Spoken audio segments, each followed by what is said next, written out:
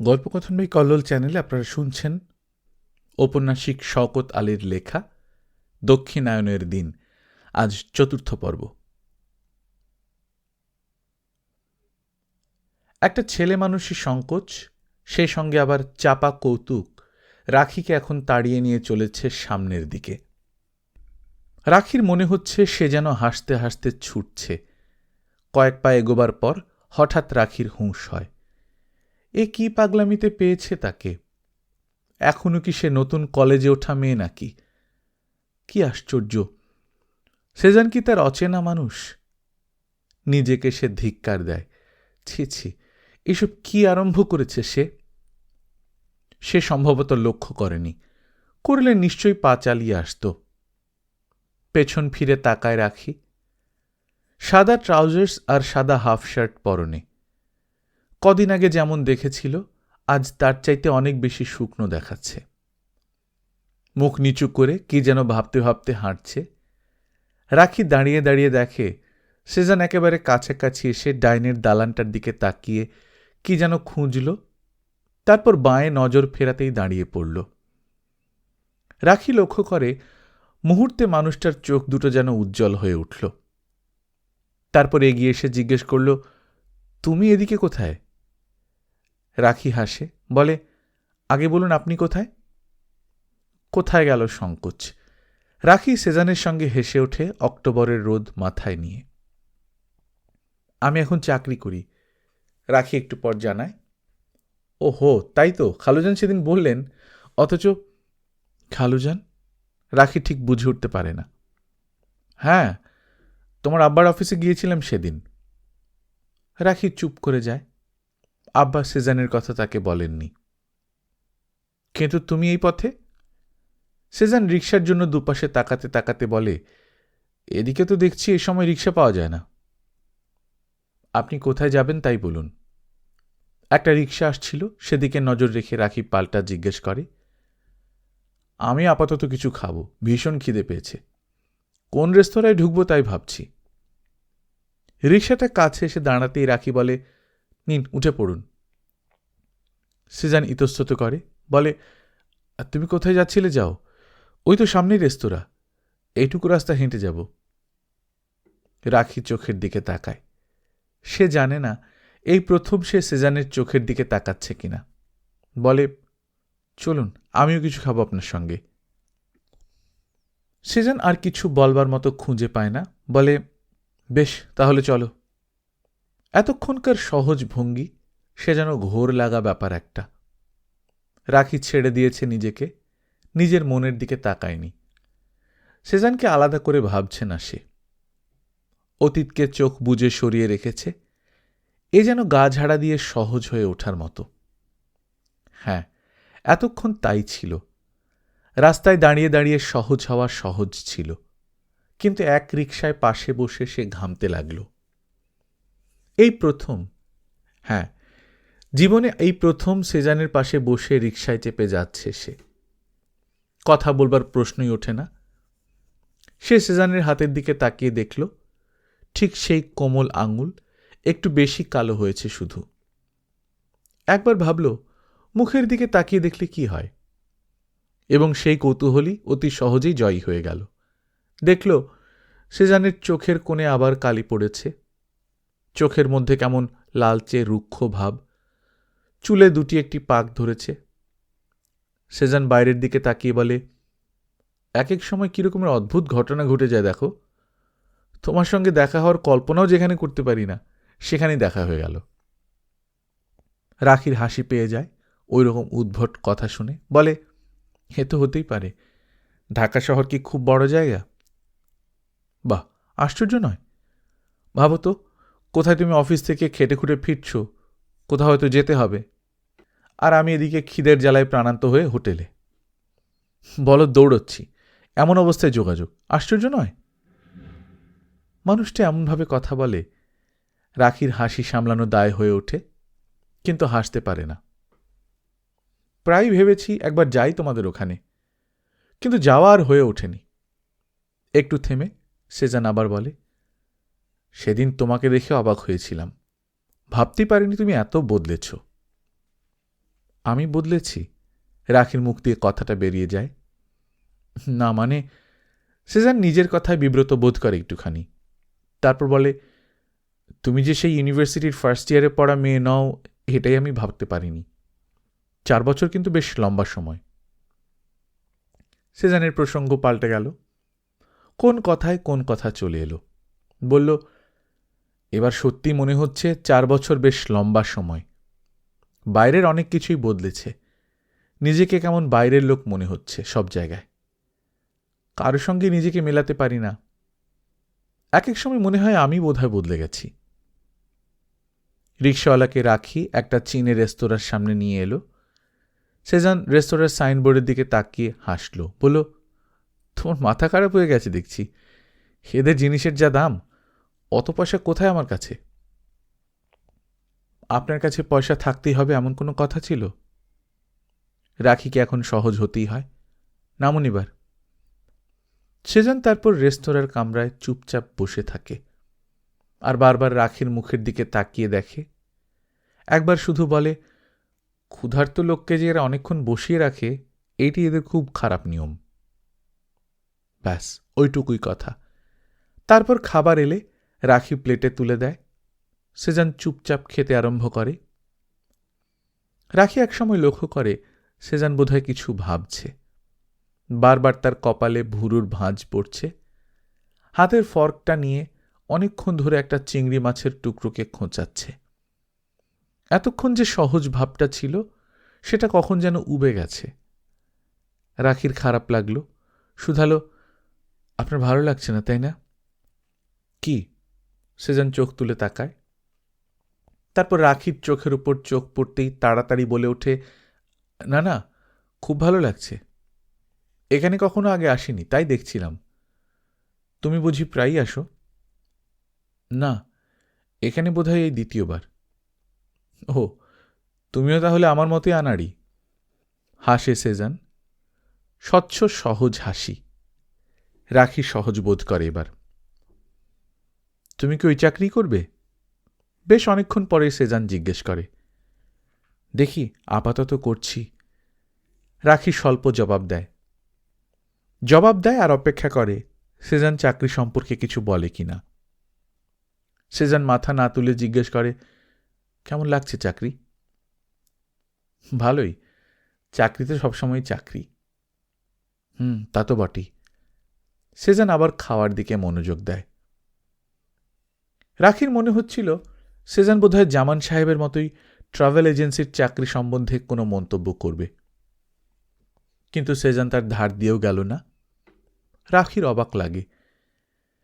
ভাবে একবার সোজাসুজি জিজ্ঞেস করবে এই ধরনের চাকরি তার নেয়া উচিত হয়েছে কিনা, কিন্তু শেষ পর্যন্ত কিছু বলতে পারল না। সেই মুহূর্তে সেজানকে দেখে মনে হচ্ছিল না যে তার চাকরির ব্যাপারটায় কোনো গুরুত্ব আছে। খাওয়া শেষ হবার পরও বসে সেজান। বাইরের দিকে তাকিয়ে বলে, জায়গাটা বেশ নিরিবিলি। মনেই হয় না ঢাকা শহরের মাঝখানে বসে আছি। এই নতুন হোটেলগুলো কিন্তু বেশ হয়েছে। রাখি বলবার মতো কথা খুঁজে পাচ্ছে না তখন। সেজান কেমন নিষ্পৃহ চোখের চারদিকে তাকিয়ে দেখছে। ব্যক্তিগত কোনো কথাই এখন আর বলা চলে না। সে শুধু শুনে যায়। এক এক সময় মনে হয় মানুষটা বোধহয় কাছে নেই, অনেক দূর থেকে কথা বলছে। নিজেকে না মেলাবার মতো বিড়ম্বনা বোধহয় আর কিছু নেই। আমার কিছুতেই মিলছে না কারোর সঙ্গে। এক একবার মনে হয় বোধহয় আমাকে ছাড়িয়ে এগিয়ে গেছে সময়। চিন্তা ভাবনাগুলো পর্যন্ত তাল রাখতে পারে না। আবার এক এক সময় মনে হয় সবকিছু বোধহয় পিছিয়ে গেছে। চাকা উল্টো দিকে ঘুরলে যেমন হয়। এই অবস্থা খুব খারাপ। কিরকম পাগলা একটা সময় নির্বোধের মতো সবাইকে টেনে নিয়ে চলেছে, অথচ কারো কিছু করবার উপায় নেই। আমি যাকেই বলতে যাচ্ছি, দেখো এভাবে চলবে না, বাধা দাও, কিছু একটা করো, কিন্তু কেউ আমল দিচ্ছে না আমার কথায়। সেজান ব্যক্তিগত কথা বলছে বলে মনে হয়, কিন্তু রাখি বোঝে এই সবই ওর রাজনীতির কথা। একবার ভাবে বলে, আপনি নিজের কথা বলুন, কিন্তু বলতে গিয়েও থেমে যায়। সেজানের দৃষ্টি বাইরের আকাশে। আর যা বলছে তার মধ্যে কেমন যেন একটা কোমল আন্তরিকতার ছোঁয়া টের পাওয়া যাচ্ছে। এ যেন গভীর কোনো মনোলগ। রাখির শুধু শোনার পালা। না শুনে কি করবে? শুনছে না, শুধু দেখছেও। এই লোক সারাদিন বাইরে বাইরে ঘুরে বেড়াবে, একজনের কাছ থেকে যাবে আরেকজনের কাছে, সেখান থেকে আবার আরেকজনের কাছে। ক্লান্তি নেই, বিশ্রাম নেই, শুধু একটাই স্বপ্ন চোখের সামনে, সব মানুষ সুখী হোক, সবার জীবন পরিপূর্ণ হোক। আর কিছু চায় না সে। এখন বিশ্রাম নিচ্ছে, দুটি অন্তরঙ্গ কথা বলছে। এক্ষুনি আবার হয়তো পথে নেমে যেতে হবে। কি দরকার তার কথায় বাধা দিয়ে? রাখির চোখে চোখ পড়তেই সেজান হঠাৎ থেমে গেল। একটু বিব্রত হল বোধ হয়। শেষে বলল, যাক সেসব কথা, চলো ওঠা যাক, অনেক দেরি হয়ে গেল তোমার। রাখি ওঠে না, বলে, বসুন না, আরেকটা কফি খাই। অনেক টাকা মাইনে পাও মনে হচ্ছে। সেজানের গলায় কৌতুক। হ্যাঁ, তা পাই। আমার যা দরকার তার চাইতে অনেক বেশি। বাহ, তাহলে তো তুমি রীতিমতো বড় লোক। আমার মতো গরিব লোকের তোমার কাছ থেকে টাকা ধার নেওয়া উচিত। হাসান ভাই শুনলাম চাকরি ছেড়ে দিচ্ছেন। হঠাৎ প্রসঙ্গ বদলে ফেলে সেজান। ইতিমধ্যে কফি এলো আরেকবার। পারিবারিক প্রসঙ্গ ওঠাতে রাখি এবার ব্যক্তিগত প্রশ্ন করার সুযোগ পায়। জিজ্ঞেস করে, এবারে কি করবেন? রাজনীতি না অন্য কিছু? সেজান বেশ শব্দ করে হেসে ওঠে, বলে, আমি আর অন্য কিছু তো পারি না। অবশ্য রাজনীতি কি হবে এখনো কিছু বোঝা যাচ্ছে না। কিছু একটা করব নিশ্চয়ই। তবে সেজান এ পর্যন্ত বলে রাখির মুখের দিকে তাকিয়ে থাকে। শেষে বলে, তবে আর যাই হোক, চাকরি নয়। কেন? রাখি ঠিক বুঝতে পারে না। আমার মতো জেল খাটা দাগিয়ে আসামিকে কে নেবে চাকরিতে বলো? রাখি একটু অপ্রস্তুত হয়। কথাটা তোলা বোধ হয় উচিত হয়নি। একটু পরে সেজান নিজের থেকেই জানায়, না, বেকার নই একেবারে। একটা সাপ্তাহিক কাগজে ছোট মতো একটা কাজ জুটেছে। বাসা কোথায়? নাকি সেই পুরনো মেস? সেজান এবার হো হো করে হেসে ওঠে, বলে, তুমি দেখছি ডিআইবির লোক একেবারে। পেটের সব কথা বার করে নিতে চাও? সেজানের ওই রকম আচমকা হাসিতে রাখির খারাপ লাগে। সেজান তার সঙ্গে ঠাট্টা করছে তাহলে। ভেবে বসে আছে সে এখনো ফার্স্ট ইয়ারের ছোট্ট মেয়েটি। কিছুটা গম্ভীর হয়ে সে ফের বলে, বাসার ঠিকানা জানবার জন্য নয়, এমনি জিজ্ঞাসা করছিলাম। যেখানে থাকি সেটা অবশ্য বাসাও বলতে পারো। সেজান এবার হাসে না, ধীর গলায় বলে, তবে ঘর বলাই ঠিক। লক্ষ্মীবাজারের কাছে একটা কামরা পেয়েছি, আপাতত ওতেই চলে যাচ্ছে। এবার তাহলে লেখাটেখা আরম্ভ করবেন? সেজান বাইরের দিক থেকে নজর না ফিরিয়েই হাসে, বলে, দেখি কি করা যায়। বিকেলটা কি আশ্চর্য। রাখি বাসায় ফিরতে ফিরতে ভাবে, সে যখন নিঃসঙ্গ আর একাকী বোধ করছিল তখনই সেজানের সঙ্গে দেখা হয়ে গেল। কতদিন পর দেখা, ভাবতেই অবাক লাগে। আরও অবাক ব্যাপার, মানুষটাকে যেমন ভেবেছিল তেমন নয়। আগে দূর থেকে দেখেছিল, কিছুটা সংকোচ ছিল। মনে হতো লোকটা বোধহয় রাখির মতো মেয়েকে পাত্তা দেবে না। অথচ আজ লোকটার সঙ্গে এতক্ষণ সময় কাটল তার। এত গম্ভীর আর ভরাট লোকটার গলার স্বর, কথা বললে একেবারে বুকের ভেতর গিয়ে বাজতে থাকে। ওই ফেরার পথেই রাখি একবার হেসে উঠল আপন মনে। কোথায় সে অফিস থেকে বেরিয়েছিল জামান সাহেবের সঙ্গে দেখা করতে যাবে বলে, আর কোথায় সে সারাটা বিকেল কাটিয়ে দিল সেজানের সঙ্গে। বাসায় যখন ফিরল তখন সন্ধ্যা হয় হয়। বুবু জিজ্ঞেস করে, কোথায় গিয়েছিলে? হাসান খুঁজছিল তোকে। অফিস থেকে নাকি 3টের সময় বেরিয়ে গিয়েছিস। রাখি বুবুর মুখের দিকে তাকিয়ে একটুখানি হাসে। সিঁড়ির মুখে দেখা হয় হাসান ভাইয়ের সঙ্গে। কি খবর ম্যাডাম, আজ অফিস ফাঁকি দিয়েছে শুনলাম। কে বলল? মজহর সাহেব। রাখি গম্ভীর হয়। আরে না, ঠাট্টা করলাম। মাজারকে অন্য কাজে টেলিফোন করেছিলাম, কথায় কথায় তোমার কথা জিজ্ঞেস করতেই জানালো তুমি নাকি 3টের সময় ছুটি নিয়ে বেরিয়ে গিয়েছ। জানো বাবু, সেজানের সঙ্গে দেখা হলো আজ। একটু পর রাখি জানায়। সেজান মানে মনির বন্ধু? হ্যাঁ, রাস্তায় হঠাৎ দেখা হয়ে গেল। রাখি লক্ষ্য করে হাসান ভাই গম্ভীর হয়ে গেল হঠাৎ। কিছু বলল? দেখা করে না কেন? বুবুরও তাহলে কৌতূহল আছে সেজানের ব্যাপারে। রাখির অবাক লাগে বুবুর কথায়। বলল, না তেমন কিছু না, এমনি খবরাখবর জিজ্ঞেস করল। হাসান কাছে এসে দাঁড়ায় কি মনে করে, বলে, ম্যাডাম কিছু মনে করো না, তোমাকে একটা কথা বলি। তুমি এখন একটা ফার্মের প্রতিনিধি। ওসব মানুষকে এখন এড়িয়ে চলা উচিত তোমার। কখন পুলিশ এসে দুটো কথা বলে যাবে তোমার বসের কাছে, তাতে মিছিমিছি ঝামেলা হবে। বারে, বুবু অবাক হয়, বলে, তাই বলি চেনা মানুষের সঙ্গে দুটি কথা বলবে না?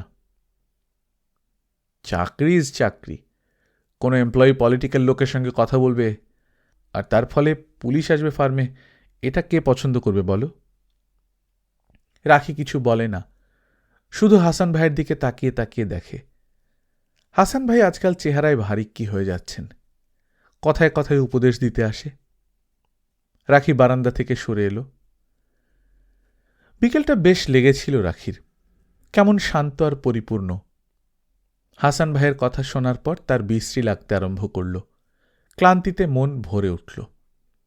নিজের ঘরে গিয়ে রাখি উপুর হয়ে বালিশ জড়িয়ে শুয়ে থাকল।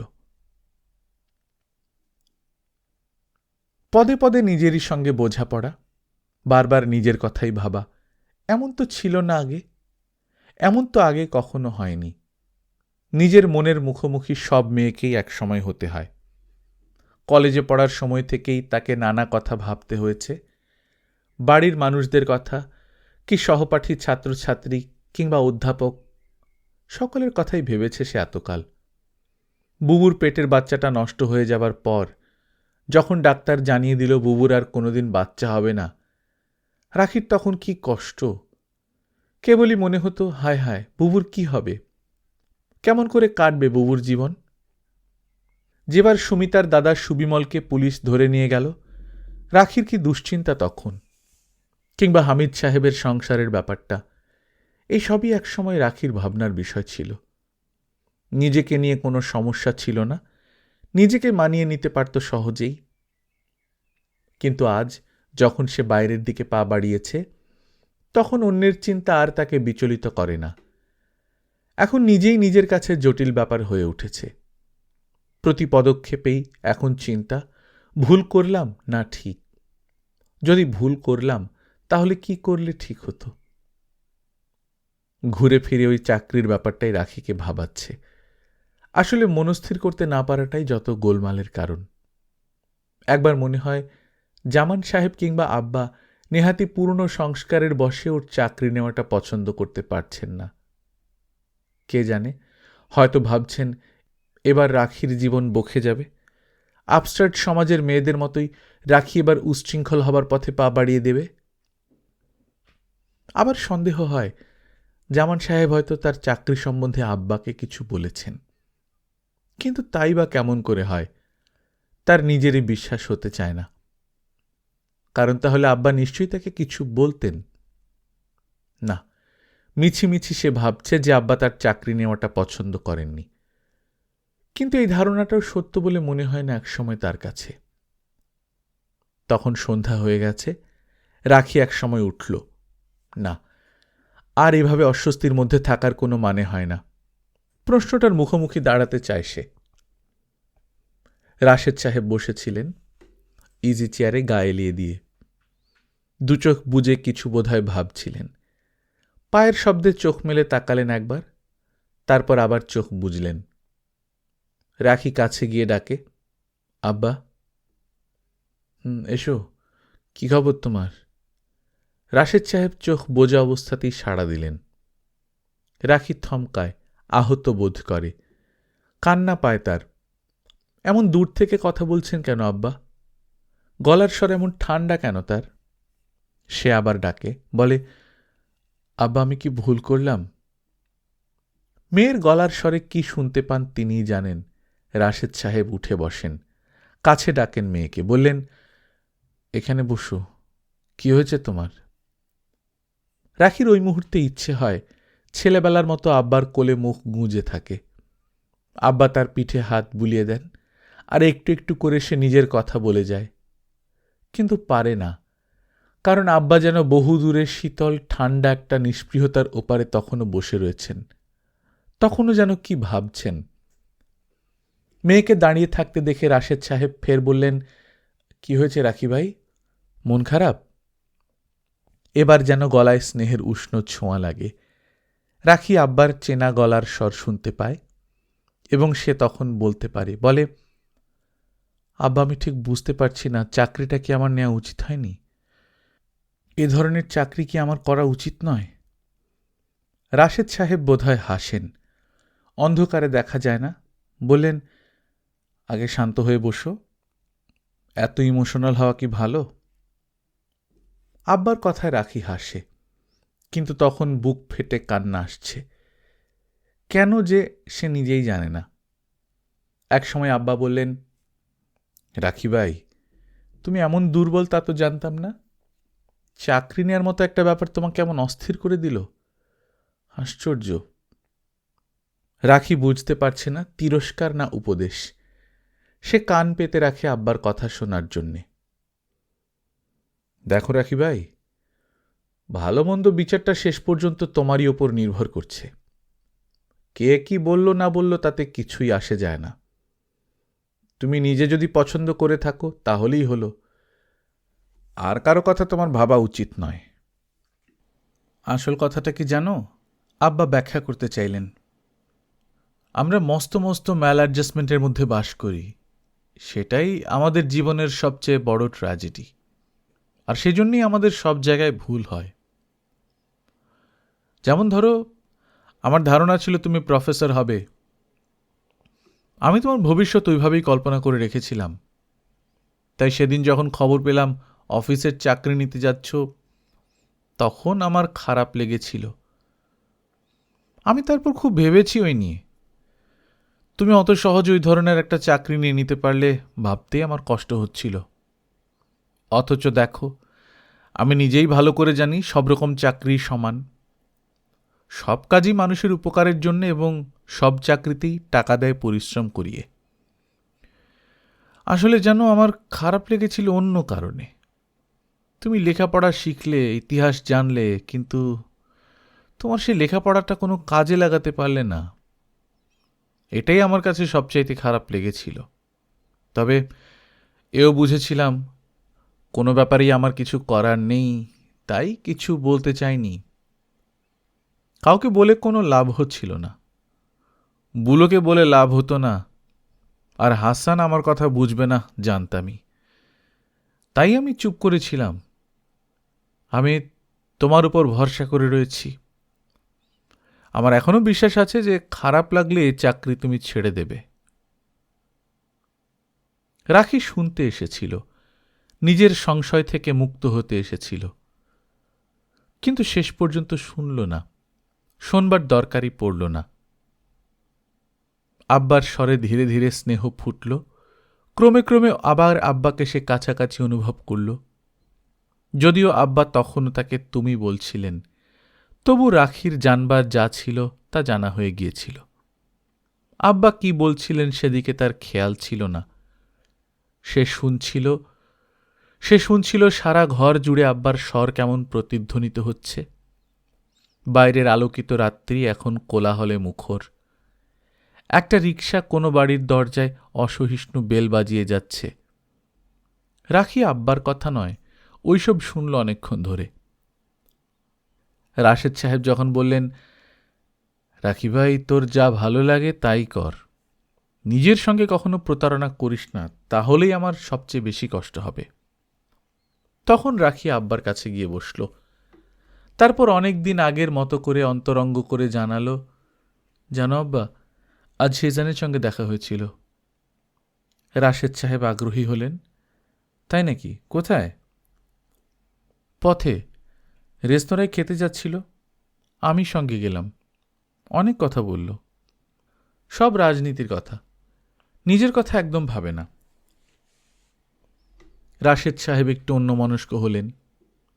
রাস্তার আলো জানলা দিয়ে ঘরের ভেতর আভা ফেলে গেল একবার। রাখি শুনল, হ্যাঁ, ওই মনির মতোই আর কি। কথাটার শেষে বোধহয় একটা দীর্ঘ নিঃশ্বাসের শব্দ শুনতে পাওয়া গেল। কিছুক্ষণ পর জিজ্ঞেস করলেন, কিছু করবে টরবে বলল? হ্যাঁ, কোন কাগজের সঙ্গে নাকি আছে। রাশেদ সাহেব আরও কিছুক্ষণ চুপ করে থেকে শেষে বললেন, যাক ওসব কথা, তোর চাকরি কেমন লাগছে? রাখি কি বলবে ভেবে পায় না। সে কি জানে কেমন লাগছে চাকরিটা? ভালো লাগেনি। রাশেদ সাহেব ফের জিজ্ঞেস করেন, আমি ঠিক বুঝতে পারছি না আব্বা। এক এক সময় বেশ লাগে, আবার এক এক সময় এত বাজে লাগে। রাশেদ সাহেব মেয়ের দিকে তাকালেন একবার, জানতে চাইলেন, খুব বেশি খাটুনি? না, খাটুনি নয়, কিছু চিঠিপত্র লেখা, হিসাব মেলানো, আর মানুষের সঙ্গে বাছা বাছা মাপা মাপা একই রকম কথা বলা, মাঝে মাঝে ভীষণ বিরক্ত লাগে। রাশেদ সাহেব হাসেন, বলেন, সব চাকরিতেই প্রথম প্রথম অমন লাগে, ও কিছু নয়, আরও কিছুদিন যাক, তখন দেখবি সব ঠিক হয়ে গেছে। রাশেদ সাহেব চুপ করলেন, রাখি চুপ করল। বাইরের আলোকিত রাত্রি তেমনি কোলাহলে মুখর। দূরে বোধহয় একটা ট্রেন চলে গেল। কাছের কোনো লেভেল ক্রসিংয়ে বাস আর মোটরের হর্ন বাজছে। কার বাচ্চা চেঁচিয়ে কাঁদছে কোথায়। রাখি আস্তে আস্তে অনুভব করে সে যেন ঘরময় ছড়িয়ে যাচ্ছে। ঘরের আসবাবপত্র, আব্বা, খবরের কাগজ, শেলফের বইগুলো, বাইরের অজস্র শব্দ, সব কিছুর সঙ্গে যেন সে একটু একটু করে মিশে যাচ্ছে। তারপর এই রকম ছড়িয়ে যাওয়া অনুভূতির মধ্য থেকে সে একসময় জেগে উঠল। শেষে আব্বা যখন আবার ইজি চেয়ারে গা এলিয়ে চোখ মুজেছেন, গুনগুন করছেন, আমার ব্যথার পূজা হয়নি সমাপন, তখন নিঃশব্দে পায়ে পায়ে হেঁটে সে নিজের ঘরে চলে এলো। কিন্তু তবু সেই গানের কলিগুলো ফিরে আসে না, না সকালে না সন্ধ্যায়। রাশেদ সাহেব চারদিকে দেখেন, আর ভেতরে ভেতরে অস্বস্তি লাগে তার। একদিন বুলু এসে জানালো হাসান চাকরি ছেড়ে দিচ্ছে, তার নতুন ফার্ম খোলার সব ব্যবস্থা ঠিক। রাশেদ সাহেব শুধু শোনেন, শোনেন আর দেখেন। হাসান ব্যবসার জন্য কিরকম অস্থির হয়ে উঠেছে তা বুঝতে পারেন। বুলুকে কিছু বলতে পারেন না। কেমন মনে হয় বুলুর কিছুই করার নেই। অস্পষ্ট একটা ভয় হয় তার। কেমন যেন মনে হয় একটা ভয়ঙ্কর সময় আসছে, প্রকাণ্ড একটা প্রলয় ঘটে যাবে, আর জীবনের সেই বিধ্বস্ত চেহারাটা তাকে দেখতে হবে। কোন দিক থেকে কেমন করে সেই আঘাত আসবে তা বলতে পারেন না, কিন্তু অনুভব করেন আসবে সেই আঘাত, কেউ ঠেকাতে পারবে না। একাকী থাকার সময় এক একবার চিন্তাটা চেপে বসে। ভুলে থাকতে চান, চোখ বুজে থাকতে চান, কিন্তু পারেন না। পুরনো কথা ভাবতে গেলেই সেই সব কথা ভাবনা এসে যায়, আর বুকের ভেতর এসে তীরের মতো বেঁধে। মনির কথা মনে পড়ে তখন। মনি অসুস্থ অবস্থায় একদিন তার কাছে বলেছিল, আব্বা, বিশ্বাস বলে কোনো বস্তু আর আমার মধ্যে নেই, আমি ভীষণ রকম শূন্য। সেই শূন্যতা কি এখন তাকেও গ্রাস করেছে? বড় কষ্টে সন্তানদের তিনি বুক দিয়ে আগলে রেখেছিলেন। রাতের পর রাত গেছে, দিনের পর দিন কেটেছে, বাইরের দুনিয়ার দিকে কখনো তাকাননি। কতদিন মধ্যরাতে ঘুমন্ত দুই মেয়ে আর ছেলের মুখের দিকে তাকিয়ে থেকেছেন। না, অন্য কিছু ভাবেননি, শুধু সন্তানদের কথা ভেবেছেন। আবিদা ইসলাম আসত তখন, একটি মেয়ে নিয়ে, বিধবা, স্কুলের মিস্ট্রেস। হামিদুদ্দিন মুনসেফ বলতেন, আর দেরি কেন, একটা কিছু হয়ে যাক, ছেলেমেয়েদের জন্য ভালোই হবে। আবিদার শরীর দেখে পুরুষ মানুষের লোভ হওয়ার কথা, আর তার ব্যবহারের তো তুলনাই হয় না। সেই আবিদা ইসলামের সঙ্গে অমানুষের মতো ব্যবহার করেছেন। কথাটা মনে হলে এখনো খারাপ লাগে তার। বড় ভালো মেয়ে ছিল আবিদা। কিংবা শেফালি ঘোষ ভারী সুন্দর রবীন্দ্রসঙ্গীত গাইত। বিনয়বাবুর বিধবা ভাগ্নি বুলুকে গান শেখাত তখন। কতদিন শেফালির গলায় শুনেছেন, এসো এসো আমার ঘরে এসো।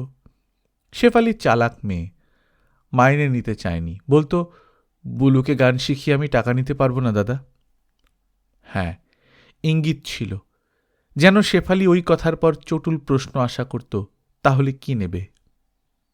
আর সেজন্যই রাশেদ সাহেবকে বুলুর গান শেখানো বন্ধ করে দিতে হয়েছে। ওই সময় কিছুদিন মৌলভী আসত বুলুকে কোরআন পাঠ শেখানোর জন্য। এইভাবে দিনের পর দিন সজাগ থাকতে হয়েছে, শুধুই সন্তানেরা সুখী হোক, মানুষ হোক, এই কামনায়। মণি ছোটবেলা থেকেই গম্ভীর, বাইরে স্থির গম্ভীর, কিন্তু ভেতরে প্রখর সজাগ। স্কুলে পড়ার সময় লক্ষ্য করলেন, একদিন রাজনীতির বই পড়তে আরম্ভ করেছে ছেলে। ডেকে বলেছিলেন, মণি, এখন ওসব বই পড়িস না। মণি অবাক হয়ে জিজ্ঞেস করেছিল, কেন আব্বা? রাশেদ সাহেব ছেলের প্রশ্নের উত্তরে সরাসরি জবাব দিতে পারেননি। অহেতুক গম্ভীর হয়ে বলেছিলেন, এই বয়সে ওসব পড়া তোর উচিত নয়, তোর টেবিলে ওসব বই যেন আর না দেখি। মণি কিছু বলেনি, প্রতিবাদ করেনি, তর্ক করেনি, চুপ করে থেকেছে।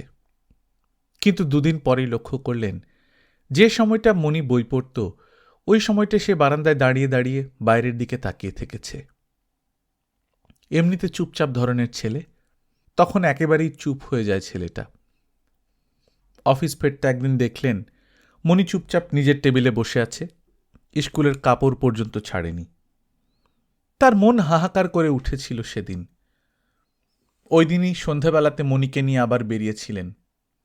বইয়ের দোকানে নিয়ে গিয়েছিলেন, কিনুক সে নিজের পছন্দ মতো যা খুশি। বুলু কলেজে পড়বার সময় ছেলেদের সঙ্গে মেলামেশা করত, বন্ধুদের বাসায় যেত। তখনও ঢাকা শহরের ছেলে মেয়েদের মেলামেশার সুযোগ হয়নি। তবু হাসানের সঙ্গে ওর অন্তরঙ্গতা বাড়ছিল। হাসান তার পরলোকগত বন্ধু কেরামত আলীর ছেলে। প্রথম প্রথম উপেক্ষা করেছিলেন, একদিন একজন কলিগ কথাটা তুললেন। কথাটা শোনার পর তার খারাপ লেগেছিল। বুলু কলেজ ফাঁকি দিয়ে হাসানের সঙ্গে তেজগাঁর দিকে বেড়াতে যায়। খবরটা শোনার পর বুলুকে ডেকে বলেছিলেন হাসানের সঙ্গে মেলামেশা যেন বন্ধ করে। বুলু নাওয়া খাওয়া প্রায় ছেড়ে দিয়েছিল, সব সময় কি যেন ভাবত। শেষে লম্বা চিঠি লিখেছিল তার কাছে। বুঝতে পেরেছিলেন এটা খারাপ। বুলু অল্প বয়সেই জীবনের কথা বড় বেশি ভাবতে আরম্ভ করেছে। বুলুর সৌন্দর্যের খ্যাতি ছিল, বিয়ের জন্য চাইলে ভালো ছেলের অভাব হতো না। কিন্তু বাসায় ফিরে বুলুর শুকনো মুখ দেখে তার মনের ভেতর যেন কেঁদে উঠত কেউ। শেষে একদিন হাসানকে ডেকে পাঠালেন। সোজাসুজি জিজ্ঞেস করলেন সে বুলুকে বিয়ে করতে রাজি কিনা। বুলুর বিয়ে দিলেন। হাসান তখনও ইঞ্জিনিয়ারিংয়ের 3rd ইয়ারের ছাত্র, তবু দিলেন। জানতেন জীবনকে সহজভাবে গ্রহণ করাটাই আসল কথা, শান্তির প্রশ্নটাই বড় প্রশ্ন। সবাই দেখতে দেখতে বড় হয়ে গেল, আর সেই সঙ্গে কেমন ছাড়া ছাড়া আলগাও হয়ে গেল। মণি রাজনীতি নিয়ে মেতে উঠল। অনার্স ফাইনাল দেওয়ার আগেই চলে গেল আন্ডারগ্রাউন্ডে। হুলিয়া বাতিল হলে বেরোলো 1 বছর পর। পরের বার পরীক্ষার আগে ফের ধরা পড়ল, কাটালো 1.5 বছর। মণি তারপর বেরিয়ে এসে হঠাৎ রাজনীতি ছেড়ে দিল। তার ব্যস্ততা আর দেখা যায় না। ব্যাপারটা আশ্চর্য লাগলেও কিছু বলেননি রাশেদ সাহেব। ওই সময় কেমন যেন নিঃসঙ্গ আর একাকী হয়ে পড়েছিল মণি। তখন বারবার করে ছেলের কাছে এসেছেন, বারবার করে জানতে চেয়েছেন সে কেন লেখাপড়া করছে না, কেন কোনো কাজে হাত দিচ্ছে না। মণির কাছ থেকে কোনো উত্তর পাননি। মণি তখন ঘুমোতো না। সকালবেলা লাল লাল চোখ নিয়ে চায়ের টেবিলে আসত, ওর দিকে তাকিয়ে দেখতেন আর বুকের ভেতরটা মুচড়ে উঠত। এক একদিন বলতেন, যা বাইরে কোথাও ঘুরে আয় কিছুদিন। মণি নিঃশব্দে হাসত, আর সে হাসি তার বুকের ভেতরে সে বিঁধত। বলতো, আব্বা, বিশ্বাস কেমন করে ফিরে পাওয়া যায় জানেন? আমি কোনো কিছুতে বিশ্বাস রাখতে পারছি না কেন। সব কিছু আমার কাছে কেন এত হাস্যকর মনে হয়। ওই সময় সেজান আসত, এসে ওকে কি যেন বোঝাত। মণি তখন ভীষণ ঝগড়া করত। রাশেদ সাহেব তখন কেমন দিশেহারা হয়ে উঠেছিলেন। মনির বন্ধুদের কাছে জিজ্ঞেস করেছেন ও কোনো মেয়েকে ভালোবাসে কিনা, কেউ তাকে আঘাত দিয়েছে কিনা। কারো কাছ থেকে কোনো সদুত্তর পাননি। একদিন মণি হঠাৎ বাড়ি ছেড়ে চলে গেল। এক টুকরো কাগজে লিখে রেখে গেল, আব্বা, আমি আবার ফিরে আসব, বিশ্বাসকে খুঁজে আনতে যাচ্ছি। রাশেদ সাহেব বুঝতে পারেননি, অস্পষ্ট অনুমান করেছেন মনির মনের ভেতর অস্থির কোনো যন্ত্রণা দাপাদাপি করছে। তার নিজের বিশ্বাসের মূল সম্ভবত উপড়ে গিয়েছে কোনো কারণে। এই ব্যাপারে কেউ কিছু করতে পারে না। তার মনে হতো মনি নিজেই ফিরে পাবে তার বিশ্বাস করার শক্তিকে।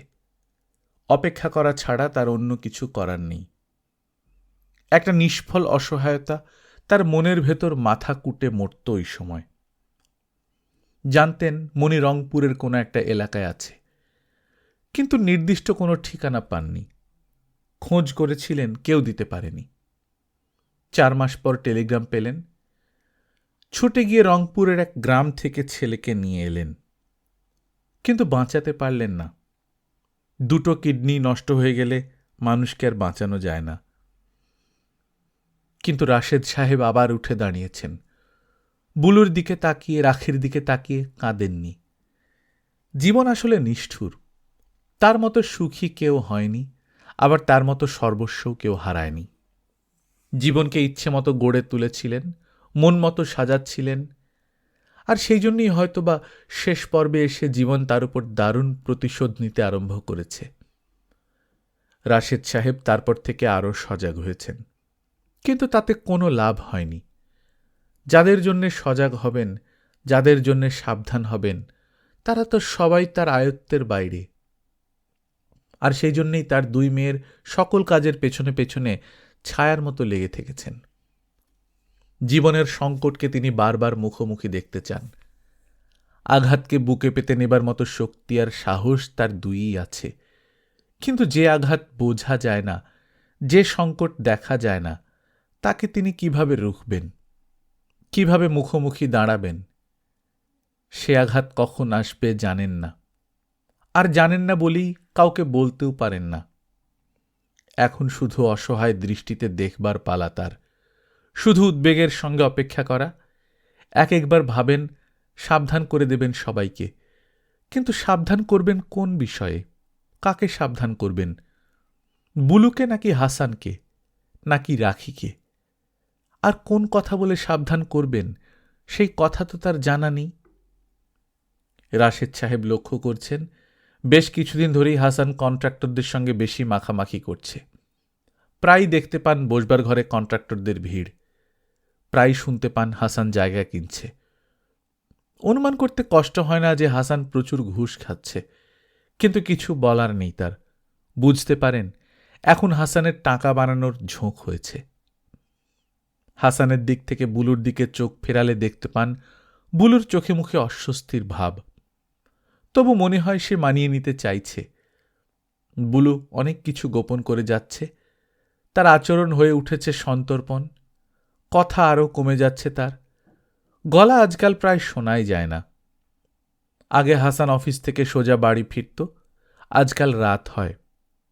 কোনো কোনো দিন চোখে পড়ে বুলু অনেক রাত পর্যন্ত বারান্দার রেলিংয়ে ঝুঁকে দাঁড়িয়ে আছে।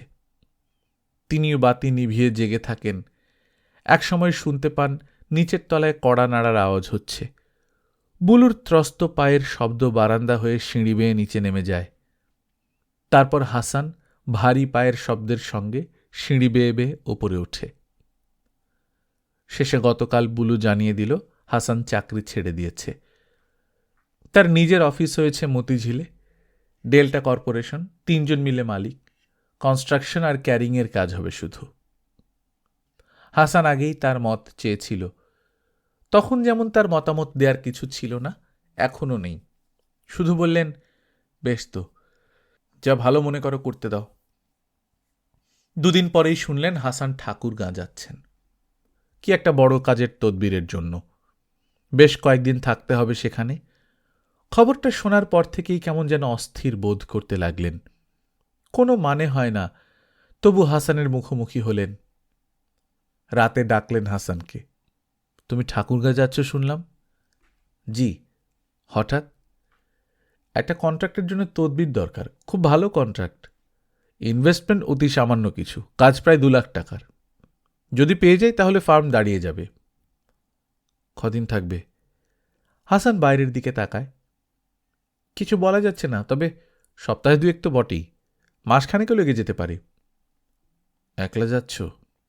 এবার প্রশ্নটা আরও গভীর আর শীতল শোনায় তার নিজেরই কানে। হাসান মুখ ফিরিয়ে সোজাসুজি তাকায় শ্বশুরের দিকে, তারপর বলে, জি হ্যাঁ। রাশেদ সাহেব কিছু বললেন না, আর কিছু বলার প্রয়োজন নেই তার। হাসান উঠে দাঁড়ায়, তারপর মুখ নিচু করে বলে, ব্যবসা করতে নেমেছি, এখন কি আর হিসেব করে চলতে পারব?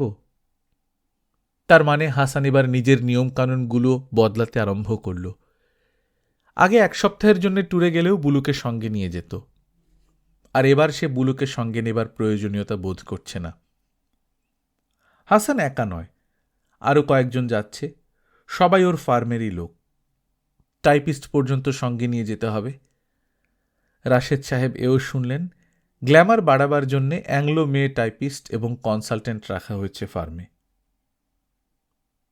আগে কখনো যাননি, কিন্তু এবার গেলেন বুলুকে নিয়ে স্টেশনে। বুলু গোজগাজ করছিল আগের দিন, আর তখন কর্মব্যস্ত বুলুকে দেখে সালমার কথা মনে পড়েছিল। বুলুর জন্য খুব কষ্ট হয়েছিল তার। স্টেশনে পৌঁছে দেখলেন, শুধু দেখলেন নয়, পরিচিতও হলেন কলিমুল্লাহ খান আর আখতার আজাদ, 2 পার্টনারের সঙ্গে। এমনকি টাইপিস্ট মেয়েটির পরিচয়ও জানলেন, ক্যাটি ইভ্যান্স। সুশ্রী, তবে কেমন যেন উগ্র রূপ মেয়েটির। বুলুর সঙ্গে কথা বলতে বলতে মাঝে মাঝেই গম্ভীর হয়ে পড়ছিল, আর আড় চোখে ডাইনে বাঁয়ে তাকাচ্ছিল। রাশেদ সাহেব জানতেন, কেমন যেন বিশ্বাস ছিল তার, আর যাই হোক হাসান অন্তত বুলুকে কোনো সময় অপমান করবে না। কিন্তু স্টেশনের প্ল্যাটফর্মে দাঁড়িয়ে দাঁড়িয়ে কেমন যেন অনুভব করলেন তার সেই বিশ্বাসটা দুর্বল হয়ে পড়ছে। প্ল্যাটফর্মে লোকজনের মাঝখানে হাসানকে ভারী অপরিচিত মনে হল তার। বাড়িতে ফেরার সময় লক্ষ্য করলেন, সারাটা পথ বুলু চুপ করে আছে, কোনো কথা বলছে না। রাশেদ সাহেবও চুপ করে থাকলেন, যেন দূরের দর্শক, কিছুই করবার নেই, কিছুই বলবার নেই তার। বাড়িতে ফেরার পরও তাকে চুপ করে থাকতে হলো। একবার ভাবলেন রাখিকে ডেকে বলবেন সব কিছু, ওর কাছ থেকে কিছু জানতে চেষ্টা করবেন, কিন্তু আবার মত বদলালেন। কেমন যেন মনে হলো রাখি নিজেকে নিয়েই ব্যস্ত, ওকে আর এইসব জটিল খবর জানিয়ে লাভ নেই। শুধু দেখে গেলেন বুলু হাসানের চিঠির জন্য কিরকম উদ্গ্রীব হয়ে থাকে। যেদিন চিঠি আসে সেদিন বুলু কি খুশি। যেদিন বুলুকে এরকম খুশি দেখলেন সেদিন 2 মেয়েকেই ডাকলেন, চল কাল সকালের শো সিনেমা দেখে আসি। বুলু নিমেষে বাচ্চা মেয়ের মতো খুশিতে হাততালি দিয়ে উঠল। রাখিও যেন ফিরে গেল তার কৈশোরে। আব্বার গলা জড়িয়ে ধরতে চাইল। সারাটা বাড়িতে সেদিন রাতে হইচই।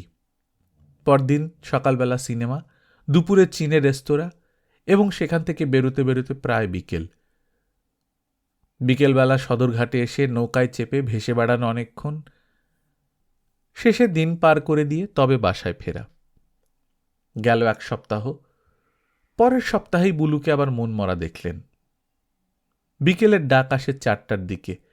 ওই সময় বুলু ঘুরে ফিরে বারান্দায় এসে দাঁড়ায়, কখনো ওপর নিচ করে, আর অহেতুক গেটের দরজাটা খুলে রাখবার জন্যে মরিয়মের মাকে চিৎকার করে ডাকে। হাসান 3 সপ্তাহ পরেও ফিরল না। অগত্যা একদিন টেলিফোন করলেন, ধরল হাসান নিজেই।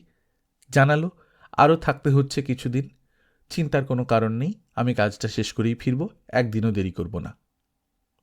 আরেকটা কথা, হাসানের গলা কিছুটা ক্ষুব্ধ শোনাল। বলল, বুলুকে এত ঘন ঘন চিঠি লিখতে বারণ করে দেবেন। প্রায়ই বাইরে বাইরে থাকতে হয়, অনেক সময় হাতেই পড়ে না ওর চিঠি। ওকে বুঝিয়ে লিখেছি, কিন্তু শুনতে চায় না, আপনি একটু বুঝিয়ে বলবেন। আরও অনেক সমস্যার কথা বলল হাসান। রাশেদ সাহেব চুপচাপ শুনলেন সব। মনে হলো অনেক দূরে ঠাকুরগাঁয়ে হাসান ভারী ব্যস্ত রয়েছে। ঢাকার খবর এখন মিছিমিছি বিরক্তিকর উৎপাত শুধু। কথা শেষ হয়ে গেলে একসময় রিসিভারটা আস্তে করে নামিয়ে রাখলেন।